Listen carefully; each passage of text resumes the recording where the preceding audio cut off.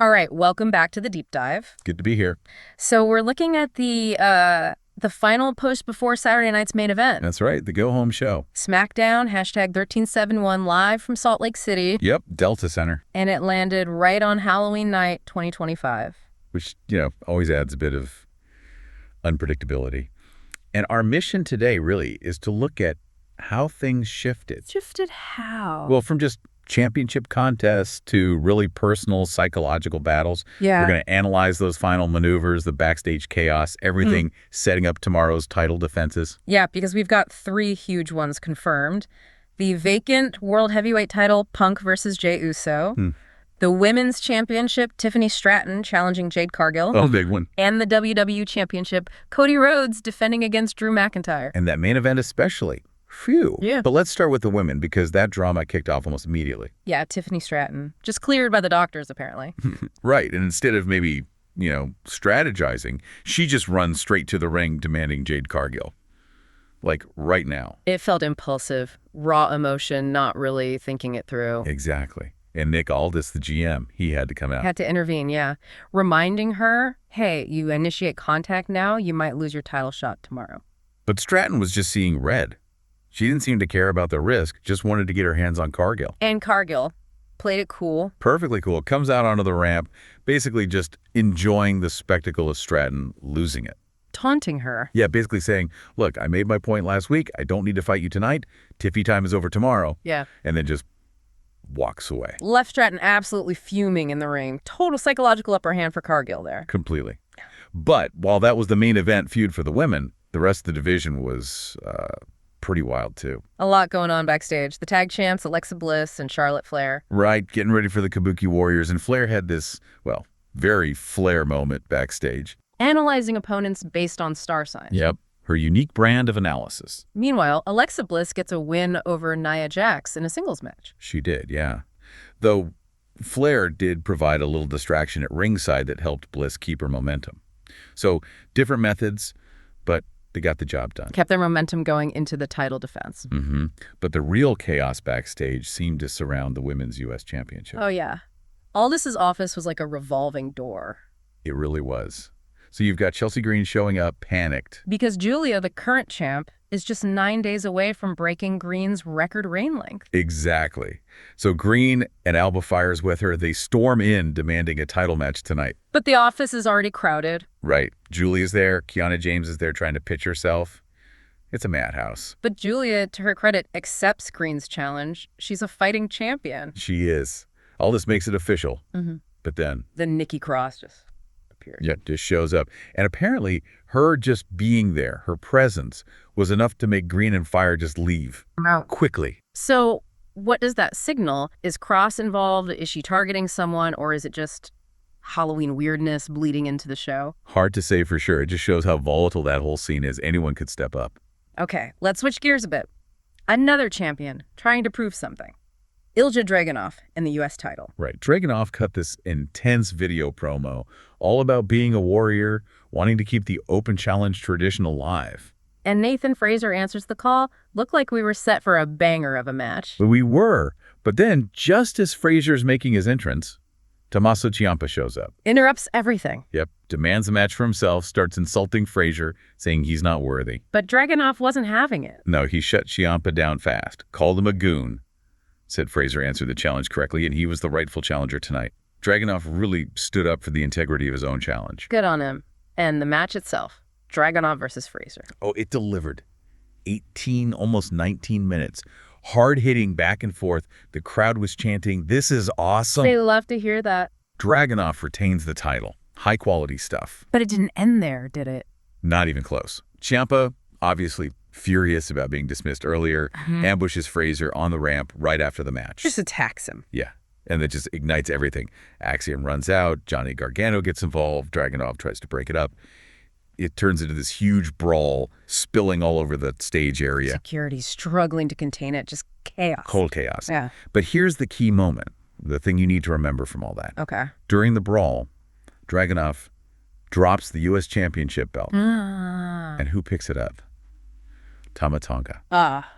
From the MFT. Okay. And he doesn't just hand it back. The reports are specific. Yeah. He picks it up, gives it this really intense look, stares at the bell for a second, and hands it back to Dragunov. Ooh, that feels significant. What's the read-through there? I think it tells you the MFT's ambitions might be broadening. It's not just about Solo Sikoa's power or the tag titles anymore. That look from Tama Tonga, that felt like a warning. Like, we see this prize and maybe we're coming for it too. Yeah, puts Dragunov on notice, even in the middle of all that mayhem. Makes the champ look vulnerable. Exactly. A very subtle but potentially huge moment. All right. We also had some other singles action. Carmelo Hayes beat Kit Wilson pretty quick. Yeah, 3 minutes or so. But the interesting part wasn't really the match itself. It was The Miz. Yeah, Miz attacked Hayes from the crowd during the match, but it wasn't acknowledged on commentary or anything. Then, like clockwork, the second the bell rings, Miz slides in and hits Hayes with the skull-crushing finale. So that feud is definitely not over. It just keeps escalating. Full speed ahead on that one. Okay, let's get into the faction stuff, the MFT specifically, and, well, we have to mention R-Truth first. Oh, we absolutely have to. R-Truth showing up dressed as Santa Claus. On Halloween. On Halloween, Yeah. handing out candy, wishing everyone Merry Christmas, completely oblivious. Bless his heart. It was a moment of pure, delightful absurdity. It really was. A necessary bit of levity, maybe, because right after that, Things got serious again with the MFT. very serious. That R-Truth segment actually led into Solo Sikoa confronting the Motor City Machine Guns, Chris Sabin and Alex Shelley. Both teams kind of eyeing the tag team champions. Which set up a match, MCMG versus 2 members of the MFT. Right. Tama Tonga and JC Mateo representing the MFT. And predictably, Interference. lots of it. The rest of the MFT were ringside, making their presence felt. And yeah, they directly helped Tonga and Mateo get the win. So the MFT operates as a unit. No surprise there. Strength in numbers. And they weren't done. Post-match, they just laid out Sabin and Shelley. Beatdown City. Totally. Ray Phoenix and Shinsuke Nakamura tried to make the save. How'd that go? Not well for them. The MFT swarmed them, dispatched them pretty quickly, just showed their dominance as a group. And that ties into another backstage incident, right? With Ray Phoenix. Directly. Phoenix, clearly furious after that beatdown, finds Tama Tonga backstage. Tala, not Tala. Okay. Tama Tonga, yeah. Phoenix gets right in his face, demands a match with him next week. Just words. Oh, no. Phoenix punctuates it. He jumps up onto like a production crate or something nearby. Right. Yeah. Slaps Tama Tonga right across the face, then jumps back down. Wow. Bold move. Incredibly bold, calculated disrespect. Apparently, Solo Sikoa had to physically hold Tala back from retaliating right there. So the leadership maintains control, but the challenge is accepted. Seems like it. Phoenix versus Tama Tonga is happening next week. That's personal now. Okay. Also on the personal front, we got a video promo from Damian Priest. Yeah, addressing Aleister Black. This was interesting. How so? Priest said something like, even after the fireball attack, even after Black involved his wife. He doesn't hate Black. Okay. That's surprising. But he followed it up by saying, because Black made it personal, now Black has basically invited this calculated, unseen revenge. He promised payback, not just on Black, but on Zelina Vega, too. So less about impulsive anger, more about cold, planned retribution. Exactly. It felt very menacing, very deliberate. Gotcha. And just quickly, a couple of backstage notes to clear up before the main event. Right. Sami Zayn tried to get ringside access for that MCMG versus MFT match, but Aldis shut him down. Not medically cleared. Okay. And Aldis also asked Cody Rhodes, point blank, about the attack on Jacob Fatu from last week. And Cody? Denied any involvement. Straight up denial. All right. Setting the stage perfectly for the main event segment. The contract signing. WWE champion Cody Rhodes, challenger Drew McIntyre. Nick Aldis overseeing it all. Table, chairs, the whole setup. And McIntyre immediately throws a wrench in the works. He comes out, looks at the contract, and refuses to sign. Claims it's biased. Yeah, says it favors Cody. This felt like step one of his plan. What was his demand? The big one. He demanded a new stipulation. If Cody Rhodes gets disqualified or counted out in their match tomorrow. He loses the WWE Championship. Exactly. A massive change. It gives McIntyre a path to victory without actually pinning or submitting the champion. How did Aldis react? Aldis was initially like, nope, sign this contract or we find another challenger. He was ready to let Drew walk. But Cody wasn't. No. Cody insisted. He wanted the match with Drew, seemingly needed to prove something. So Cody agreed to the stipulation change. He gave McIntyre exactly what he wanted. Pretty much. Once Aldis confirmed the change, McIntyre signed immediately. He trapped Cody. But Cody tried to get the last word in, verbally at least. Oh yeah. Cody went deep. He acknowledged McIntyre kind of created the blueprint, leaving WWE, reinventing himself, coming back stronger. Right. But then Cody dropped the hammer. He said the difference was he chose to leave WWE when he was fed up. But McIntyre got fired. Oof. That's digging into history. That had to sting. It definitely crossed the line. But McIntyre, ever the manipulator in this segment, wasn't finished. He needed the final word. What did he do? He brought up Cody's family, specifically mentioned Cody has 2 young daughters and asked for their names. Whoa. Okay, that's low. Bringing kids into it. That was the trigger, the intended one, I think. Cody just snapped. Attacked McIntyre. Lunged across the table. Yeah. Started brawling. Yeah. Cody even grabbed the WWE title belt. Looked like he was going to use it. And Aldis had to jump in again. Right. Reminding Cody, hey. Yeah. You just agreed you lose the title on a DQ. You can't do this now. The irony. Caught in his own agreement. Perfectly played by McIntyre. Because while Cody was being cautioned, McIntyre recovered. Claymore kick connects.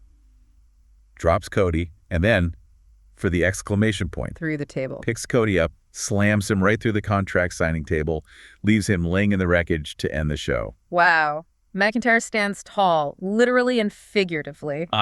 He completely dictated how that ended. He really did. So if we kind of pull back and look at the whole show, the big takeaway. Psychology ruled the night. Absolutely.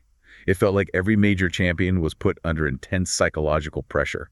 Stratton lost her cool completely. Dragunov had his title literally eyed up by Tama Tonga, reminding him he's a target. And Rhodes got maneuvered into a tough stipulation, then provoked into losing his temper and getting laid out. It shifted everything from who's the better wrestler to who can handle the pressure. Deeply personal battle set for tomorrow. Exactly. And the fallout continues next week too, right? We've got Phoenix versus Tonga locked in. Another U.S. Open challenge from Dragunov. And Charlotte Flair versus Nia Jax. So the stories keep rolling. Definitely. But maybe the final thought for everyone listening as we head towards Saturday night's main event. Yeah. We saw Dragunov's title get that intense stare from Tama Tonga. We saw Cody Rhodes, the WWE champion, get demolished and left in pieces.